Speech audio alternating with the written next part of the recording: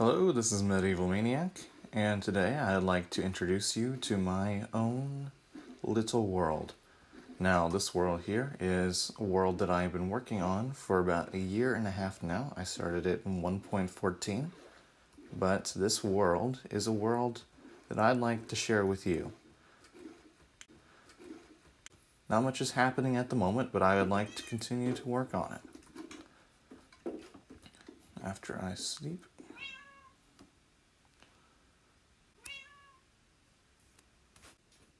This was my starter base. Basically, I found a seed where there's a village over there, and I basically worked a little bit on the village, and then I came over here, I built myself a little hut. You can see a lot of the structure. Now, the cobblestone here is for molding, just because I didn't know what to put here, but you can see chests on the right, you got a little balcony overlooking stuff. Honestly, it's nice and cozy. I was going to build an enchantment table here, but it's getting there. Oh yeah, there's a mine here. Just for FYI, in case you're wondering what those chapters were for. When I started, I wanted to create something more, so I wanted to create like a little sugar farm. I wanted it a little bigger than this, and as you can see, I didn't finish it. But you can see that there's a little something here that we will explore in a minute. I said a minute, but I meant right now. Going down will lead us to a little minecart track. There are two of them there, so we will take... I hit the wrong one. Let's try that again. So going down this minecart track, there is a button right here. This will lead us to the village that is just above us.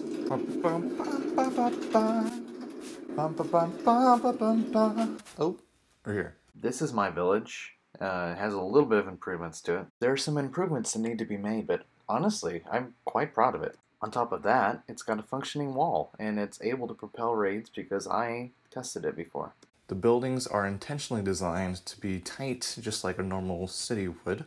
And I even built a wall around it to make sure that it would remain tight. Honestly, I can't believe I didn't finish this. I guess that's what YouTube's for. You're maybe wondering what these sand pillars are, and basically what would happen is I would press this down. Let me do that. And basically it should form a little barrier like that sand was supposed to do. But obviously I built the paths here.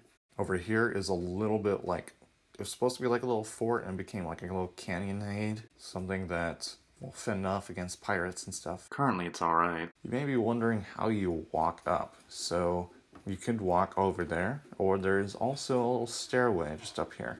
I think I need to reset this thing. Science shift clicked it. Sand placed, sanity gone. It's a work in progress, but so is my life, eh? There's a trick in Minecraft Bedrock where if you breed a villager and set up a system that collects food from being tossed to him by the farmers, he effectively becomes a tax collector for you. But since the farmers don't seem to notice him, he gets to stand there for my amusement. Now to lead you by way of the castle. As you can see, this is the place that we were just at. Descending into our one tile by one tile that is absolutely dirty and stuff. Oh, yeah, right, so... let me grab the minecart. I'll be back. Cue the copyright music. Oh yeah, the copyright music. But I'm doing it for fun. Da, da, da, da. We're going on a minecart all the way back, yeah. Anyway, we are out. We can just take this. If I can actually hit it. There we go. Put it in. So as you can see, we're going up the hill now, and this I've started mining 3x3 just for stone reasons. That was weird. Oh no! Chase after our little minecart. Come back here, you. There we go. Looks like I'm gonna have to install some furnace minecart so that way I don't have to chase it down every single time. We are climbing up the stairway. The stairway into enlightenment, we will find the way to light. Anyway, this is the stairway to one of... oh, that's not good. Let's make sure it's not night. There we go. So, this is a work in progress, but it is on a much bigger scale, and I've actually liked to work on it a little bit more. This boy has been on my radar for, I think, like over a year. I started over here, and I'll probably be using spectator mode here. But this boy here was this was our starter home. I kept the chests and everything. I dug down a few levels. I didn't add too much. This is our enchantment table.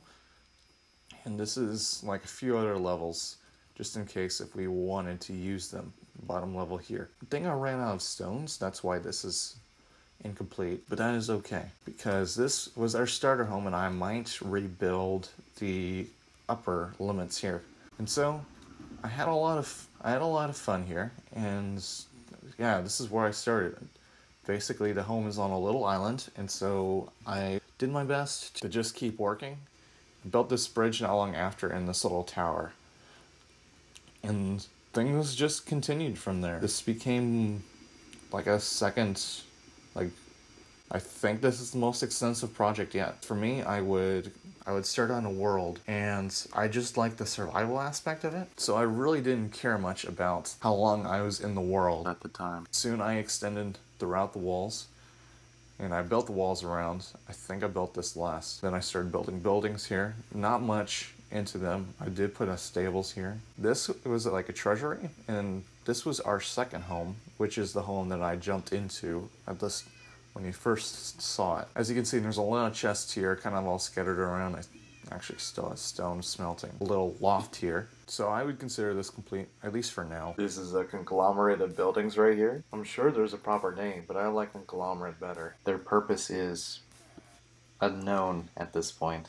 The idea at some point is to bring in these villagers and bring them from their facility and then just kind of automate their life from using their workbenches. So yeah, once we bring them from there, they have their workstations, they have no beds, so they can't reproduce, and I think those should be safe as long as I keep it well lit. Then, like, we can have this place really populated, like as you saw in the walled-in village. This here is our mine. I'll just take this briefly here. It's easier to see if you dig 2x3, so that's why it's like that. And these tunnels go on forever, and these tunnels don't go on forever, but that is okay. And you just come right out. Hopefully not hit your head. At some point, I plan on have 2 towers here, I guess, for the castle, and then maybe have some sort of piston contraption come up. So this would be at least like 2 blocks high or something. I don't know how it would work yet, but I think it would be cool. There's our nether portal. We will go through there later. And there is our stairway, actually, to this set of stairs. We will go up this way, which is the entrance to the monstrosity that you saw up here. So coming up here, there's like a little courtyard area. It needs to be built. I can thicken the wall a little bit and raise it up probably to about this level. It wouldn't be too much.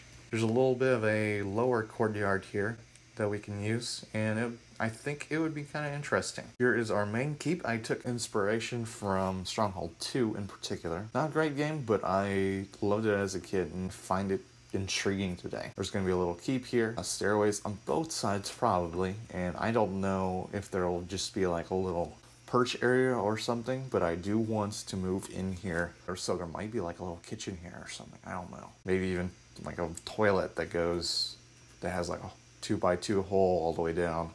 Like there's sewage that drops out. That's an idea. That way the assassins can kill me in my sleep. This alleyway here is going to have a path that leads down here. It's narrow but covered, so that way you won't get hit by any arrows or projectiles that fly your way. Basically, if for some reason this castle came under siege and they overran that wall, it's designed so that they would funnel down this tunnel here. I need to make it a little less obvious, but you can see a little bit of green over where my cursor is. Now, pressing this lever here, as you can see, it removes all those stair blocks. So basically, if we dig a pit there, then we can essentially create a kill trap that they will not be able to jump over unless they happen to jump at the right time, at the right place. So I believe it is a success in my book. Already it is sunset. Let us sleep, and then I will show you what lies into this peninsula over here.